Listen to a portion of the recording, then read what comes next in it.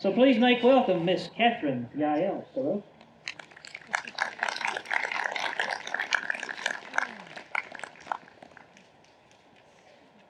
Thank you, Chad. It's always a pleasure to come to Fort Watauga. Cataloochee Valley was an old community. The first land grant was registered in 1814, but the last resident left 120 years later in 1933. You see, the government wanted the eastern border of Tennessee and the western border of North Carolina for a park. It was and is called the Great Smoky Mountains National Park. You know where it is. It's over there beyond Asheville and Cherokee a few miles. Maybe you've even been there. From North Carolina, you would have gone down Jonathan Creek, turned up Cove Creek and over the mountain into the valley. Or from Tennessee, you might have come through Cosby and past the Waterville Dam. Now, in the Cataloochee community, there were two churches, Palmer Chapel, a Methodist congregation, and about 6 miles down the road in Little Cataloochee was the Baptist church. Now, Palmer Chapel was a strong, finely built, large frame church, but the little church over in Little Cat was kind of a primitive church. In fact, it was called the Primitive Baptist Church. And it's that church and its graveyard that we're going to talk about. There was a large graveyard there, and many of the valley's earliest settlers found their final resting place in it. And folks back then, and even to this day, believed in haints and ghosts, and nobody would go into that graveyard after dark. Now, the ironmonger who had a forge in Little Cataloochee had constructed a large iron fence and gate that enclosed the burying yard. And as long as you stayed outside of that fence and didn't come through the gate, you were safe, because then a haint couldn't catch you, nor could a ghost creep up behind you and follow you home. Now, many of the citizens of the area who were buried in that graveyard were mean in life, and it kind of followed that they were equally or even more mean after they were dead. For you see, they were so evil they couldn't get into heaven, and so mean that the devil wouldn't even take them in. Now, I want you to consider this. Because of this fact, their spirits were restless. They would sleep during the day in the graveyard and then rise up at night to wander around the graveyard. They were waiting for a living person to come in, and then they would grab him and inhabit him and live through him. Isn't that a creepy thought? Ooh.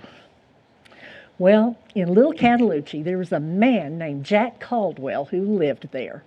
And Jack Caldwell was a mean man. He was mean to his wife, and he was mean to his kids, and he even kicked the dogs around the yard.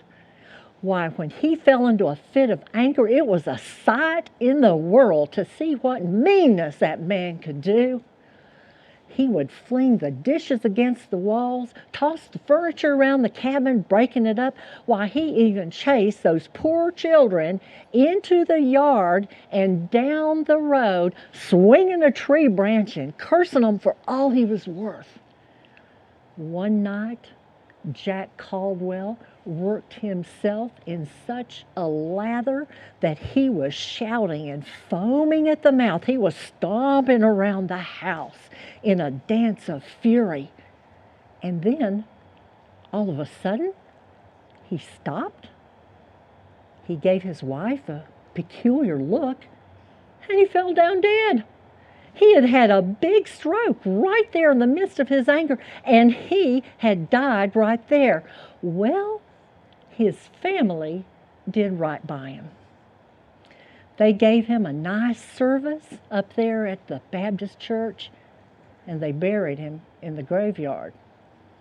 Although those people who attended the funeral didn't think he was going to get into heaven, and they didn't think that the devil was going to take him either.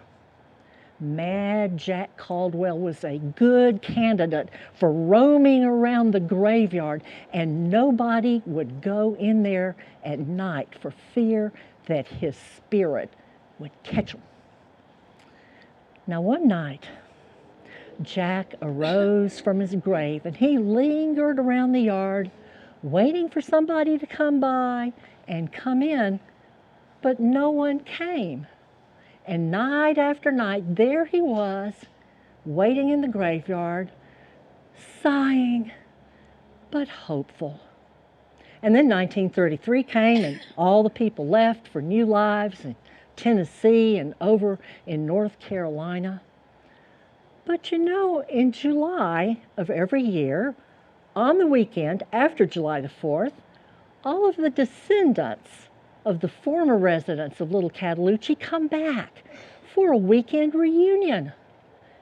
The men of the community all gather down in that graveyard, during the day I might add, and they clean it up, they weed it, they plant some lovely flowers down by the gate, and they remound the dirt over the graves. While they're doing that, the ladies are up in the church, and they have big piles of crepe paper and pipe cleaners, and they twist that crepe paper into these lovely, lush flowers. And then they take a couple dozen of those and they fashion wreaths to lay on the graves of their dead family members. On Sunday is the memorial service in the little church.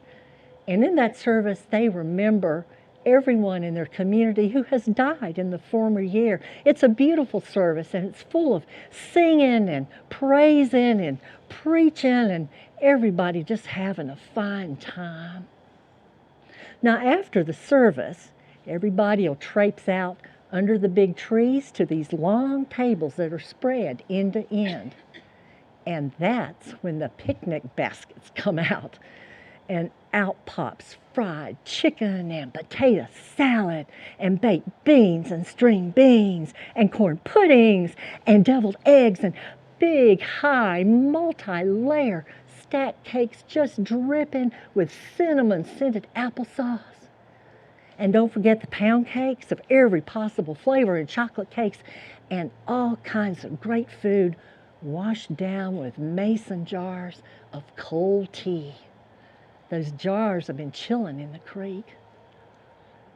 But down in the graveyard, Jack's sleep was disturbed by the sounds of people enjoying the company of folks they hadn't seen for a year, and of children running hither and yon, screaming and yelling and playing, and just in general by the sounds of gaiety, of good fellowship and good food. Ooh, he was ill. He turned and he tossed in his coffin.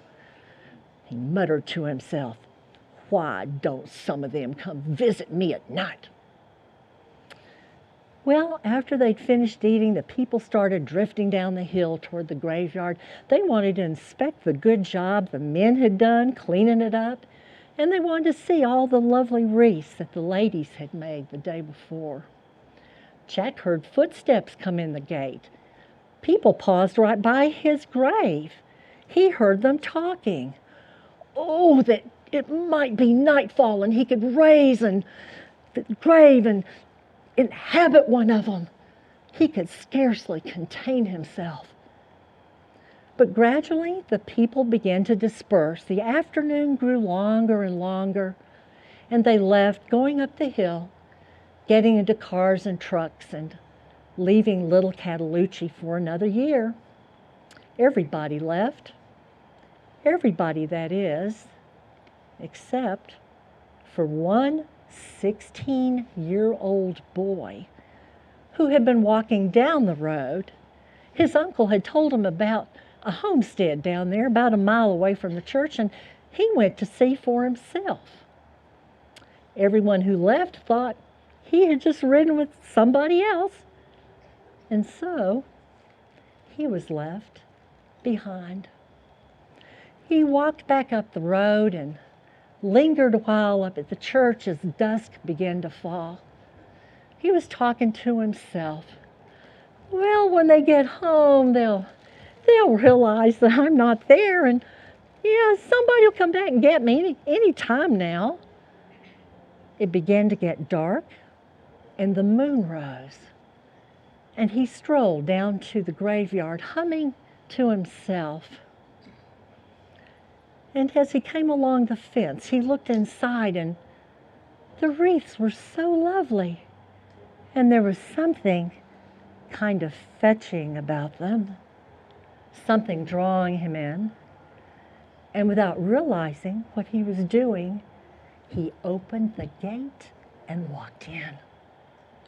Now, he walked among the gravestones, looking at the inscriptions. It was getting dark and hard to see, but the moon made those wreaths so beautiful. And he found himself standing over by the largest, most colorful wreath, the one on Jack Caldwell's grave. Now, the young man stood there for quite a while. He was lost in thought. But he noticed something strange happening, a disturbance of soil over the grave. It began to tremble and shake and began to fall down the sides of the grave, faster and faster, and the wreath popped off into the dirt. And as he stood there watching, transfixed, the coffin began to emerge out of the dirt as it slipped away, and the top of the coffin slid back.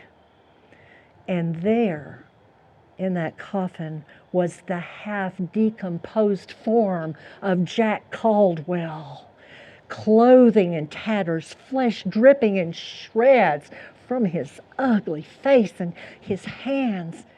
He sat up in the coffin. He saw the young man. The hands lifted up.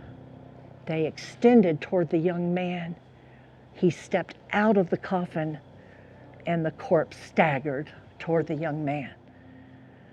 Well, at this point, the young man didn't know what was going on, but he knew he wanted to get away, so he began backing up. But he fell over the tall headstone of the grave behind him, and he fell into the dirt. Mad Jack advanced on the boy. He stood over him. He bent down over him. He reached for the young man's neck. All of a sudden, a light from up at the church illuminated the scene down at the graveyard. Someone was honking the horn of a truck, and men were shouting. The young man looked into Jack's red, crazed eyes, just inches from his own. He screamed, "Ah!" and fainted dead away. Men were running down the hill toward the graveyard, yelling and throwing rocks. When the young man came to, two men had him by the arms, and they were dragging him backwards up the hill, back toward the church. He opened one eye.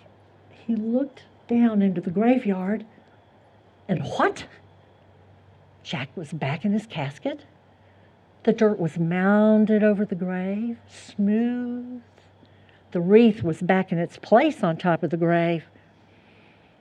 It looked as if nothing had happened at all. Well, the young man began blathering off his head. He was screaming and howling. He was crying and laughing. No one could understand what he was trying to say, but the two men stuffed him into the back of the cab of the truck, and they burned rubber heading up the road out of Little Cataloochee. And down in the graveyard, Jack turned over in his coffin and sighed. Thank you.